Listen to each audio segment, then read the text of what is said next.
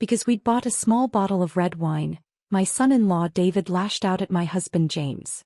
Do you have any idea how much gas I could have filled up with that money? A whole tank easily. I've said it over and over, cut back on spending, save wherever you can. But you too? You throw money around like it grows on trees, wasting it on luxury nonsense. My daughter Rachel chimed in, clearly irritated. Mom, why didn't you talk to me first? Do you think our finances can handle you two spending like this? I watched the color slowly drain from James's face. His expression darkened bit by bit, until all I could see was quiet humiliation. My anger surged. I couldn't hold back anymore. I pointed directly at David's wristwatch, the one that cost him over $6,000, and then at Rachel's handbag, the designer one she proudly flaunted, worth at least $5,000. You two love preaching about saving money, don't you? Then tell me, how much did that watch cost, David? And Rachel, what about that purse you're carrying? James and I get nearly $7,000 in retirement income every month. And now you're telling us we can't even enjoy a simple bottle of wine? Whose money are you so desperate to save? Whose lives are you trying to cut back? We worked our whole lives just to give you a better one. We sacrificed so much. But this wasn't the kind of old age we imagined, being humiliated by our own children. Later that day, James and I quietly packed our things and left the house. And just like that, they panicked. That day we went grocery shopping and happened to walk past a wine promotion. James stood in front of the red wine display for a long time, a flicker of hesitation in his eyes. He'd always had a soft spot for those small batch reds with vintage labels, but in all the years we'd been living at Rachel's, he'd barely touched a drop. A complicated mix of emotions stirred in me. I walked over and quietly picked out his favorite bottle, placing it in our shopping basket. Emily, he followed me, starting to say something but stopping halfway. I gave him a gentle smile. Honey, it's our wedding anniversary. A little good wine to celebrate. What's the harm? After dinner, just as James was about to open the bottle, Rachel and David walked through the door. The moment the door opened, the smell of alcohol drifted in. David stumbled into the living room, clearly drunk. I frowned instinctively, an unwelcome wave of irritation rising in my chest. He walked over to the dining table, then stopped abruptly and stared at the bottle. You bought this? He asked sharply. James forced a small smile. It's been a while since we've had a drink together. Thought we'd celebrate. But David immediately exploded. That bottle cost enough to fill up my gas tank. James quickly tried to explain. It was on sale, just over $30. David's face darkened. His voice stayed loud and cutting. Over $30 and you think that's cheap? I wouldn't even buy it for myself. I've been saying this all along. Everything's getting expensive. We need to cut back. But you two? You don't care about any of it. Then he turned and snapped at Rachel. Why aren't you keeping your parents in check? Rachel didn't hesitate to jump in. Dad, that was really irresponsible. Why didn't you talk to me first? You know how tight things are right now. Owen's starting school soon. David's project is still short on funding. There's money going out in every direction, and you're wasting it on this. I looked at James. Just moments ago he'd been so cheerful, and now his face was sinking into sadness. A spark ignited in my chest. I stood up and said calmly but firmly, I bought the wine. It had nothing to do with your father. I turned to them, fury boiling just beneath my voice. You keep talking about saving money. Then what about your $6,000 watch, David? Or your $5,000 purse, Rachel? And let's be honest, those were charged to our retirement card. David tried to justify himself. That's different. I need the watch to look professional for work. Rachel spoke up, unapologetic. Dad, if I walked into the office with a cheap bag, people would laugh at me. I was shaking with anger. You all have your reasons. But what about us? James and I receive nearly $7,000 a month in retirement. And you're telling us we're not even allowed to enjoy a bottle of wine. Whose life are you trying to budget? Or are you just stripping us of our dignity? Owen burst into tears, frightened by the shouting. James scooped him up, trying to soothe him, murmuring, Please, let's not fight. It's just a bottle of wine. If it's such a big deal, I'll see if the store will take it back tomorrow. No, I said coldly, staring straight at Rachel and David. We're not at an age where we need to ask for permission to enjoy our lives. That wine, I've earned it. And let me tell you this, If you want money, go earn it yourself. Don't hang your hopes on us. If you really want to call yourself a daughter, then start acting like one. And with that, I took James by the hand and walked back to our room. That bottle of wine, James never drank it. The next morning he quietly gave it to our neighbors next door. Later that morning, David showed up looking sheepish and remorseful. I had too much to drink last night, he muttered. Said a bunch of stupid things. I feel awful. Then he actually slapped himself twice and mumbled, I'm a damn fool. Rachel followed right behind him, wearing a look of exaggerated guilt. We both had some wine last night too, she said. We didn't mean to be so harsh. Dad, Mom, please don't take it to heart, okay? I looked at their forced smiles and overly performative apologies and let out a cold snort. I didn't even bother to meet their eyes. Rachel noticed my indifference and immediately looked aggrieved. He turned to James. Dad. James sighed and gently patted my shoulder, speaking softly, We're family, Emily. There's no need to hold on to grudges overnight. Let it go. His words eased a bit of the fire in my chest. Seeing the mood begin to thaw, Rachel quickly seized the moment. It's been a while since we all went out together. We've got the day off. Why don't we go out and get some fresh air? James, always the peacemaker, seemed eager to smooth things over and insisted we join them. We didn't plan to shop much, just a casual stroll, but when we reached downtown, a vintage clothing store caught my eye. The display window showcased a white dress with delicate blue floral patterns. I couldn't help but linger. James noticed my gaze and chuckled softly. You like it? I nodded. He immediately opened the door and gently nudged me inside. The shop was filled with beautiful vintage dresses, elegant prints, fine fabrics. The one I'd been admiring hung right in the center. I walked over, brushed my fingers across the fabric, already falling in love with it. It was exactly the kind of style I used to adore when I was younger. But ever since we moved in with Rachel and started helping care for Owen, I hadn't worn anything like it. I still remembered David once sneering at me, What are you trying to pull wearing those floral dresses? It's not like you're on vacation. After that, I'd stopped wearing them altogether. James seemed to notice my hesitation. He waved over a store clerk. Can you help my wife find her size in this one? I hesitated.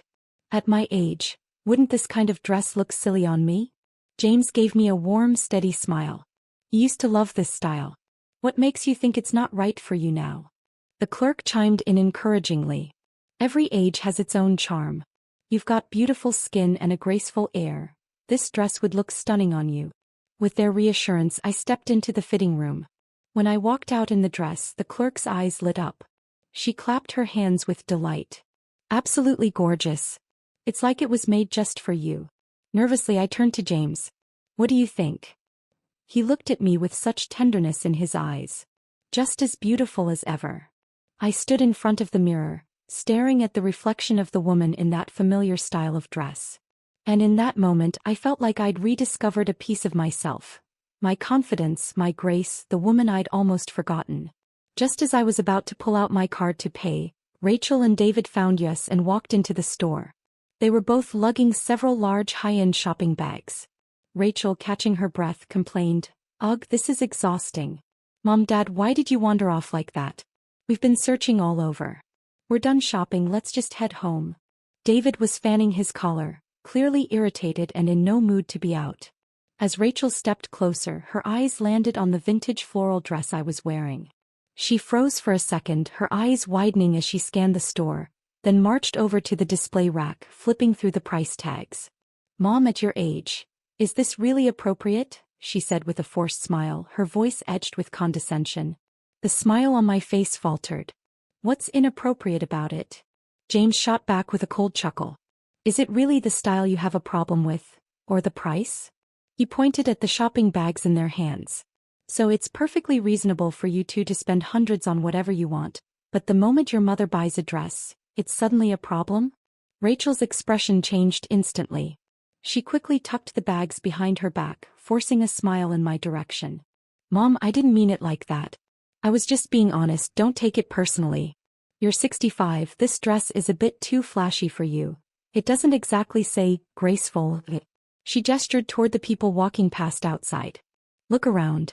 Everyone's dressed simply. Comfort is what matters. And besides, you're always cooking and doing laundry and chasing after Owen. How is a dress like that even practical? Her eyes drifted over to James and she muttered under her breath, and with that short haircut, honestly it just looks odd. James's face hardened. You ungrateful girl. Do you even remember why your mother cut her hair? She used to love her long hair. His words struck something deep in me. Yes, I used to wear it long always. But when I started caring for Owen, he'd constantly grab my hair and tug at it until I winced. James scolded him for it, but Rachel and David couldn't care less about me. They only worried the child might get scratched by my hair. They even blamed me for it. In the end, I gave in and cut it off. I never grew it out again. The store clerk quickly stepped in, trying to ease the tension. Actually, short hair has its own elegance. With a vintage dress like this, it highlights a woman's character. There's grace and confidence in that pairing. Rachel let out a sarcastic laugh. Of course you'd say that. You're trying to make a sale. You people could sell snow to an Eskimo. He turned back to me. Mom, I just passed a store earlier with clothes that looked super soft and lightweight, and they're on sale. Way cheaper than this stuff. That style might suit you better. We're walking past it anyway, let's just stop in and take a look. The clerk looked embarrassed, offering only a polite smile before quietly stepping back behind the counter. David chimed in as well. Honestly, buying a dress like this is just a waste. You'd get more value putting that money towards some good whiskey or a few fine cigars for me. In that moment, all I felt was pure bone-deep disappointment. Everything became so painfully clear. That bottle of wine, this dress, or anything we might ever want to buy for ourselves. In their eyes, it would always be wasteful. Only when the money was spent on them did it become reasonable or worthwhile. As James was still arguing with them, I quietly stepped into the fitting room and changed back into my dull gray dress, the one Rachel always called practical and appropriate. When I came out, the spark from my face was gone. That smile I'd worn in the mirror just moments ago had faded to nothing but a pale shadow. James saw it and his expression fell. Without saying a word, he pulled out his wallet and handed the store clerk our savings card. We'll take the dress, he said. And please pick out a few more in her size. We'll take them all. Rachel and David's faces changed instantly. I gently reached for James's hand. He looked at me, steady and resolute. After we paid, we walked out without looking back. On the way home, neither of us spoke. We stared out the window in silence. In the distance, the sun was sinking slowly behind the horizon. I turned to look at James, and the fading light painted his face with a soft, solemn gray. My chest ached with a dull heaviness. I reached over and took his hand without thinking. He looked at me puzzled. I gave a small shake of my head. I'm fine, I whispered. But deep down I knew, something in me had shifted completely and irrevocably. That night, Rachel and David went out again for another social dinner. At the dinner table, it was just James and me, with Owen sitting nearby watching cartoons and refusing to eat. James sat there quietly, his plate untouched, his face clouded in silence. James, I said softly, looking at him. He lifted his head. His eyes were heavy with fatigue. James, let's go back home, I said to him with a soft yet firm voice. He froze for a moment, a flicker of light flashing in his eyes, but then it faded as if something suddenly came to mind and snuffed it out. I knew exactly what he was thinking. Just then Owen jumped over to my side, his eyes lighting up. Grandma, did you just say you're going somewhere? Are you moving out? Are you really leaving? I paused for a second and smiled faintly. Maybe, sweetheart. But why are you so excited about that? Owen clapped his hands, beaming. Of course I'm excited. Once you leave, Grandpa Jay and Grandma Anna can come live here. He went on, cheerful and completely unaware of the chill settling over my heart. They love me so much. Every time we visit their house, they give me all kinds of snacks. Popcorn, Skittles, soda. But you guys never buy that stuff. I heard Dad talking. He said once we move into the big house, you'd go back to your hometown and then Grandpa Jay and Grandma Anna can come live here.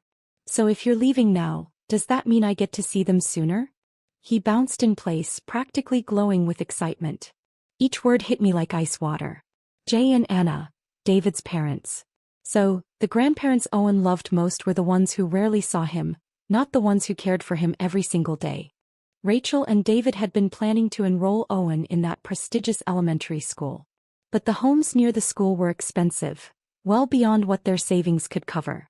Even what James and I had set aside wasn't enough for a down payment. Their plan, I now realized, was clear.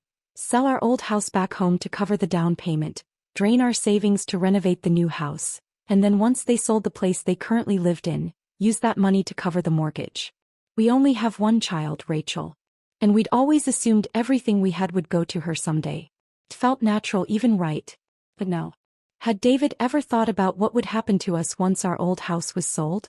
Where would we go? That house hadn't been lived in for over a decade. It was falling apart, probably uninhabitable now. I stared at Owen's beaming little face and all I felt was cold. "Does your mom know about all this?" I asked softly. "Of course." Owen replied without hesitation. "Mom said she's going to take Grandpa and Grandma out to explore the city. They've never been here before." That night James and I ate in silence. Rachel and David came home late again. I heard the noise in the living room. There was no need to guess. They'd clearly been drinking. I sat in bed for a long time, turning everything over in my mind until finally, my thoughts settled into something sharp and clear. I couldn't sleep. I kept tossing and turning. I turned on my side looking at James.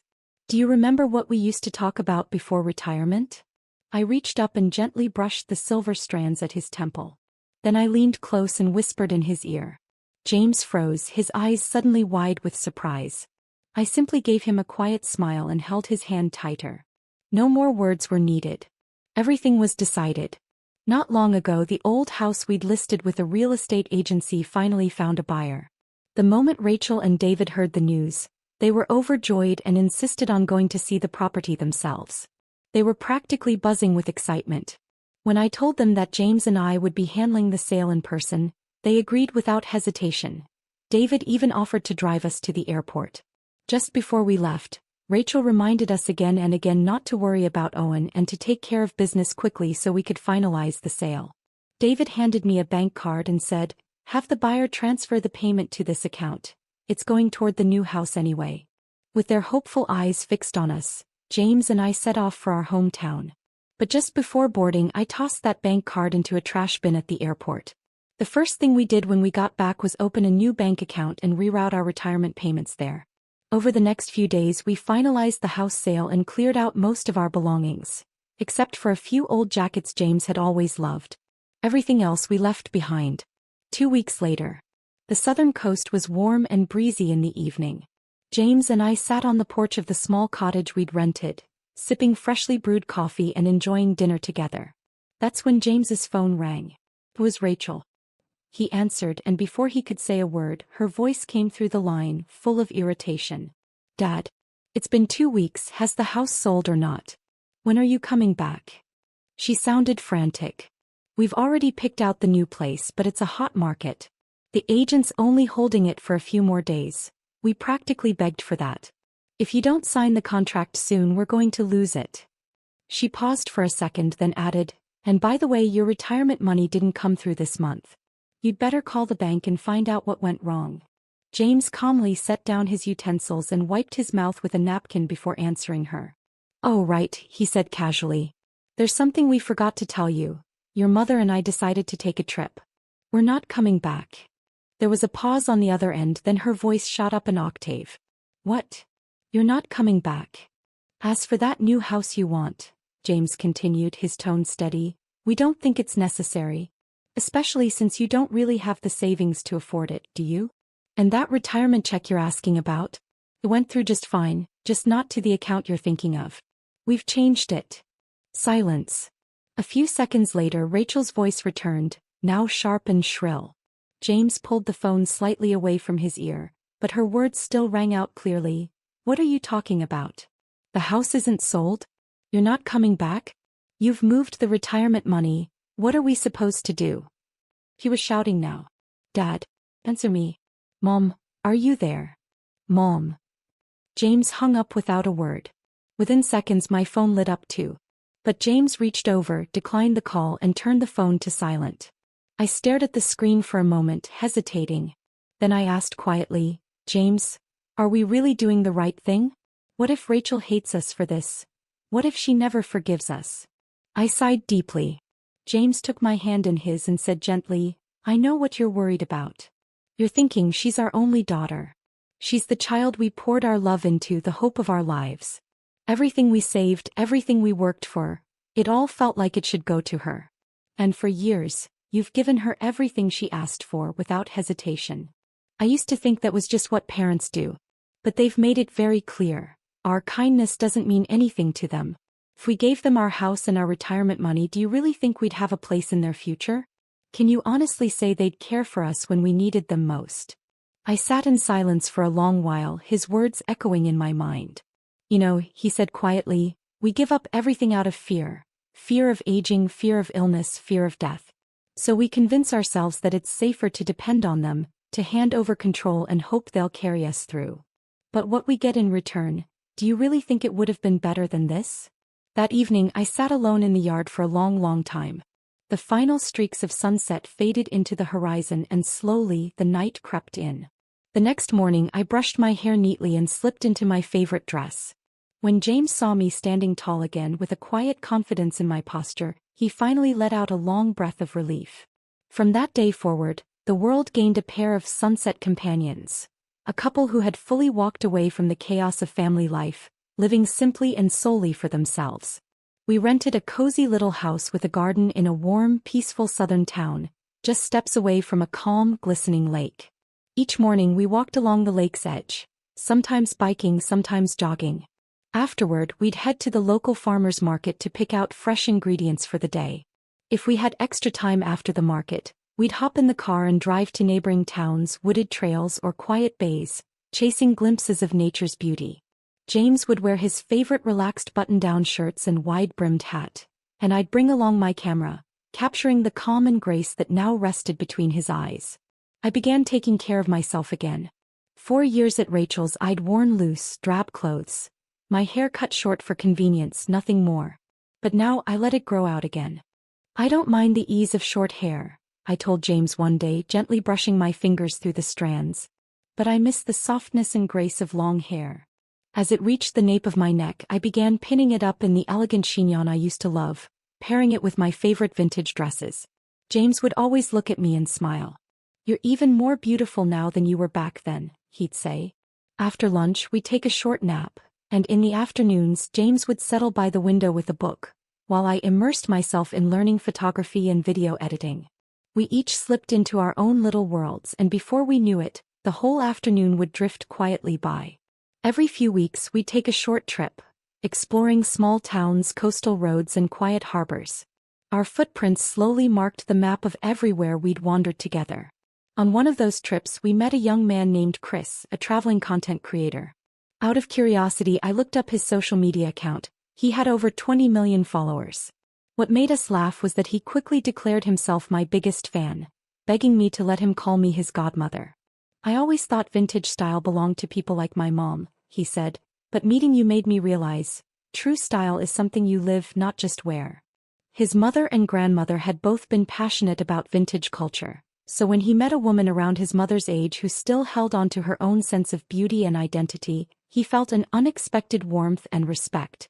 Since then, I became not just the subject of James's quiet photographs, but also the muse in Chris's vibrant lens.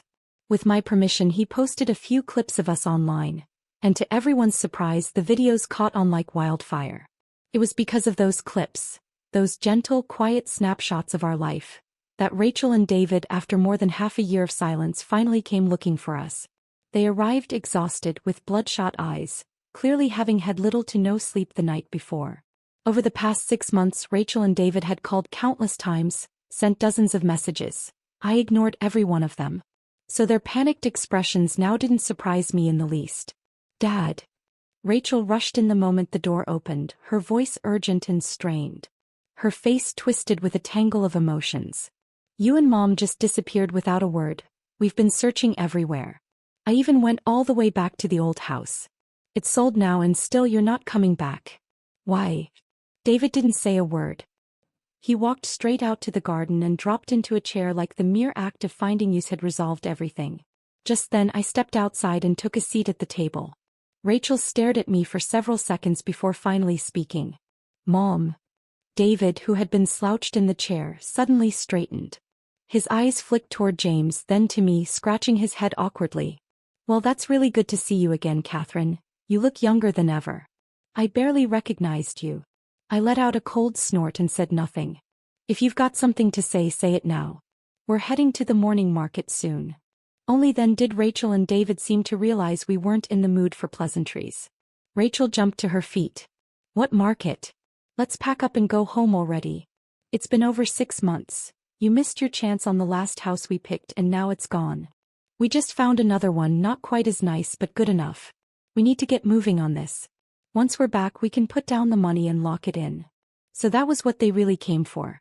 They didn't come to see us. They came to see the money.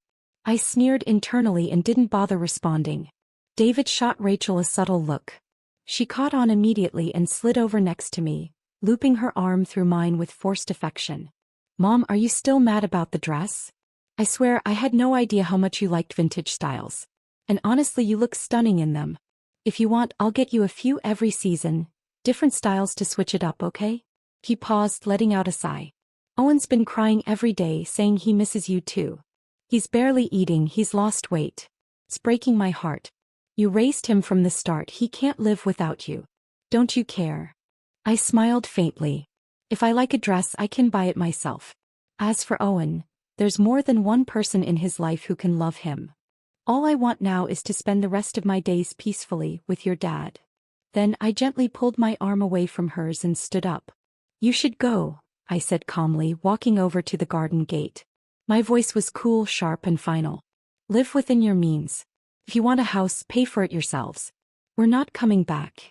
Rachel froze for a second, then sprang to her feet, face flushed with frustration, her voice rising with hostility. So that's it? You're really cutting us off? What happens when you're old and sick? Who's going to take care of you then? We never counted on you for that, I said plainly, waving my hand as if swatting away a gnat. Then I turned to David, my tone shifting slightly. You've brought your parents over, haven't you? He blinked in surprise, giving me a sideways glance before slowly nodding. I gave a soft, knowing laugh. You didn't even need to ask, we stepped aside all on our own. Now you've got your whole little family back together early. I bet Owen's thrilled. His eyes widened in shock, his entire body frozen in place. Rachel's face went pale, her expression mirroring his, stiff, stunned and speechless. Just then a familiar voice rang out at the gate. Hey Catherine. James. Weren't we supposed to hit the farmer's market together this morning? What happened? Chris appeared at the entrance, grinning as he walked into the garden. The moment he stepped in, he came face to face with Rachel and David. He froze for a second, then quickly pieced things together. Oh, so it's you two. No wonder they skipped the market today. Then he turned to me with a cheerful smile. Catherine, aren't you going to introduce me to your friends? David's expression instantly twisted with fury. Oh, I see how it is, he spat, laughing bitterly as he jabbed a finger in Chris's direction. No wonder you two don't want to come back home. You've been completely charmed by this punk. You think I don't see what's going on here? You cozying up to two old people pretending to be all sweet. Don't think I don't know what you're after. You're after their money, aren't you? Do you even know whose money that is? You've got some nerve, you little leech. And then, like a bull seeing red, David charged straight at Chris. My heart clenched. David was tall and heavy-set while Chris, though young, was lean and wiry. If it came down to a fight, I wasn't sure he could handle it. I started to get up to intervene, then came a loud, sharp thud.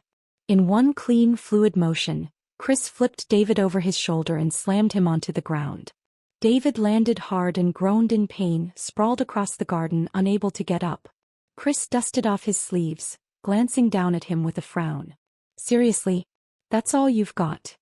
James and I were frozen for a second, then both burst into laughter. Who would have thought this soft-spoken young man was such a powerhouse?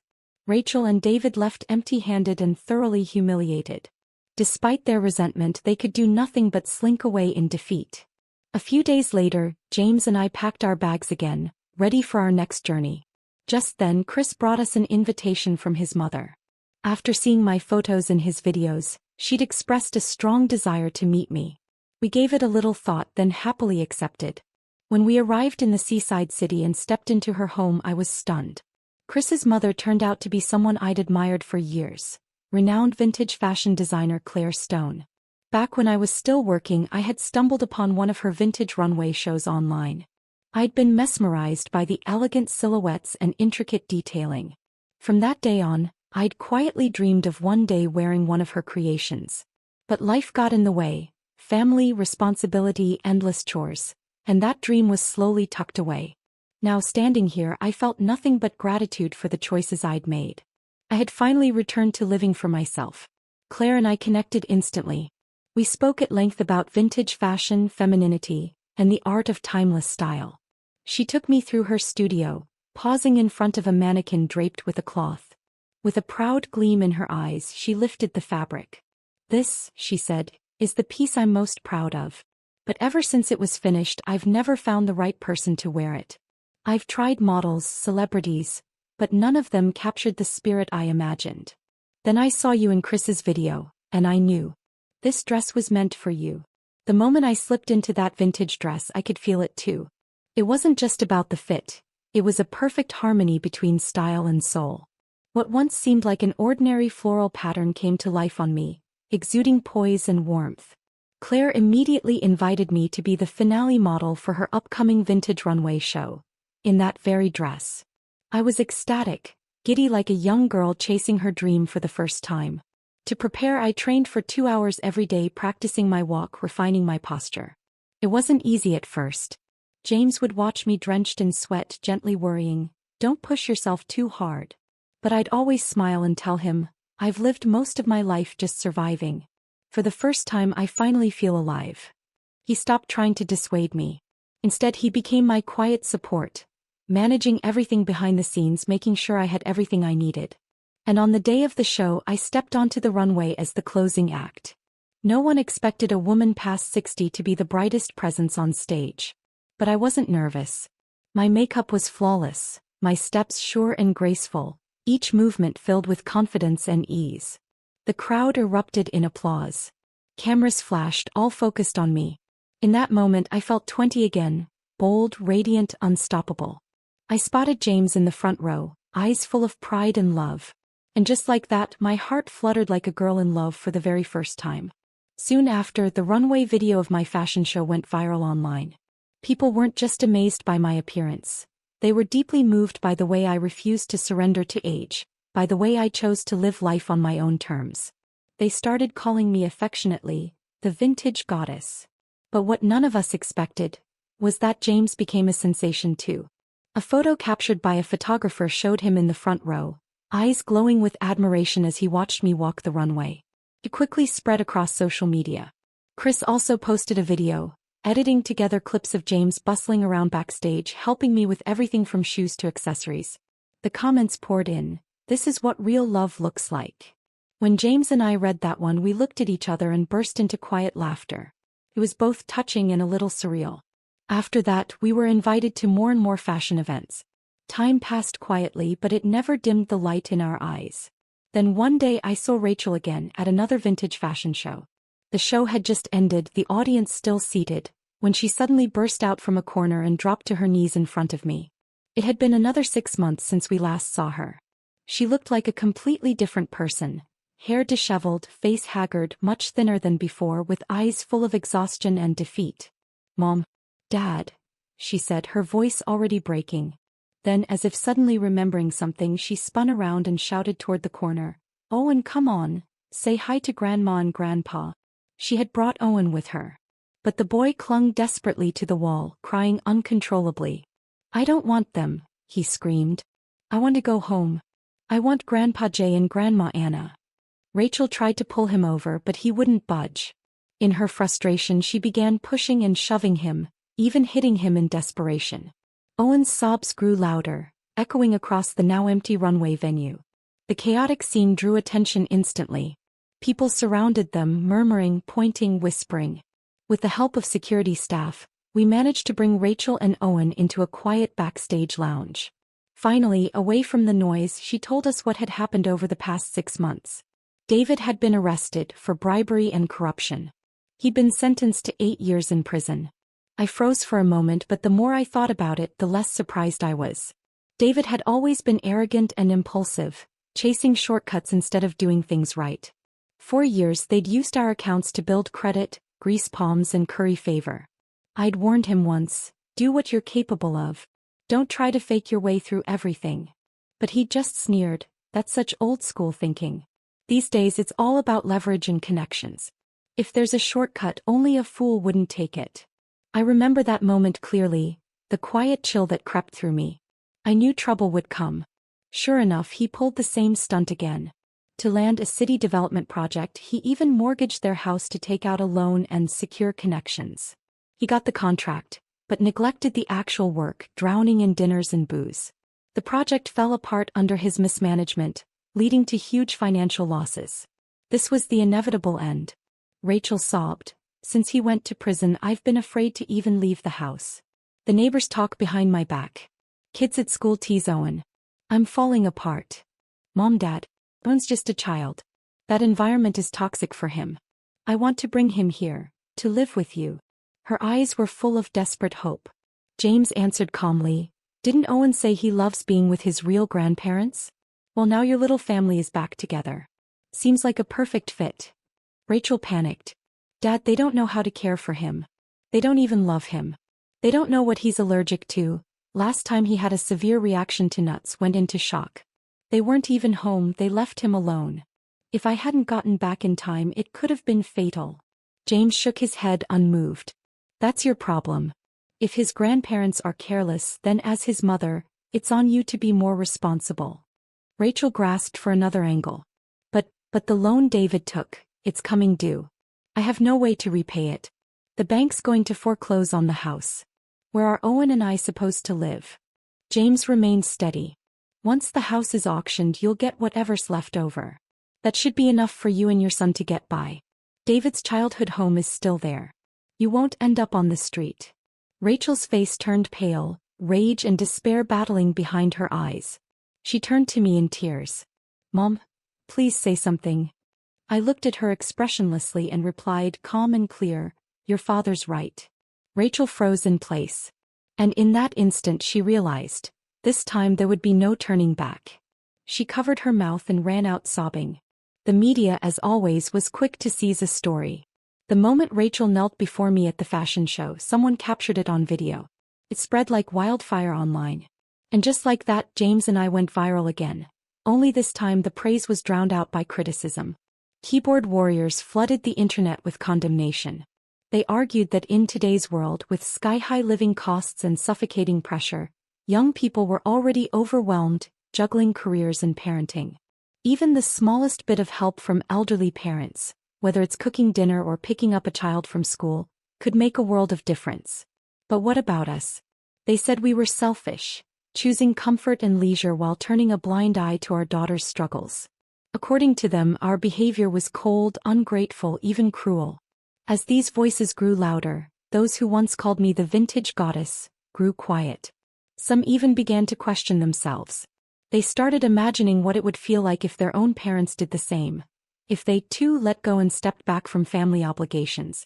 Suddenly, our story didn't seem so admirable to them. The tide of support slowly shifted into a wave of judgment. Yet amid the noise, a different kind of voice quietly began to emerge. These were people closer to our age. Those who, like us, had been tethered to their adult children's lives, unpaid caretakers washing dishes, changing diapers, handing over savings bit by bit. People who couldn't even enjoy a nice dinner or buy a new dress without first checking their children's mood. They began to speak up. Raising children was our duty. But does that mean we're also obligated to be lifelong servants, free nannies, personal chefs, even after they've built their own families? That sentiment resonated deeply. What began as a murmur turned into a rising chorus, a quiet yet undeniable shift in the public conversation. James was worried about me at first. He feared the emotional whiplash, from adoration to outrage, might be too much for me to bear. But I wasn't troubled at all. I simply smiled and said, we never set out to become public figures. The applause was a beautiful accident. We experienced it and that was enough. If it fades away tomorrow, I'll have no regrets, because there are still so many places waiting for us to explore. Even the most breathtaking scenery is only a pause along the way. You take in its beauty and then you keep moving. Clinging to it would only weigh you down. Life always lies ahead. But just because we had found peace didn't mean I was going to let those cruel accusations spiral unchecked. So I sat down and wrote an article. I wrote, "For 5 years we lived in our daughter's home caring for her family, never daring to spend money on ourselves. One day, just because we were in a good mood, and because it happened to be our wedding anniversary, we bought a bottle of wine to celebrate. What happened next? We were accused of being wasteful, extravagant. All the while, they were using our retirement accounts to buy $6,000 watches and $5,000 designer bags. Our savings were emptied to support their lifestyle, and yet we were scolded for spending a few dollars on a bottle of discounted wine. Even when Rachel tried to win us back, it was still laced with manipulation disguised as affection. We chose to walk away, not out of abandonment but because we finally realized, sacrifice is not love and entitlement is not filial piety." As I typed out those words, the memories no longer stung. The pain had faded. What remained was clarity. Strangely enough, I even felt a bit of gratitude for Rachel and David's actions. Because of them, James and I were finally able to break free from the fear of aging, of illness, of dying alone.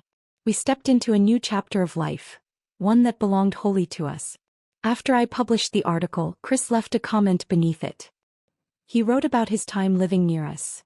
The early mornings when James made breakfast, the quiet moments when I hung laundry in the garden, the photos he took of me smiling in a vintage dress under the sunlight. He wrote, "They didn't abandon anyone. They simply learned after being hurt how to protect themselves." And just like that, the anger in the comments began to subside. One line stood out among the replies. "When you become a parent and your own child treats you the same way, will you still think their choice was selfish?" Because that's all we had done. After being drained, dismissed, and discarded, we simply chose to stop giving more of ourselves away. Even in old age, we still have the right to choose the life we want to live.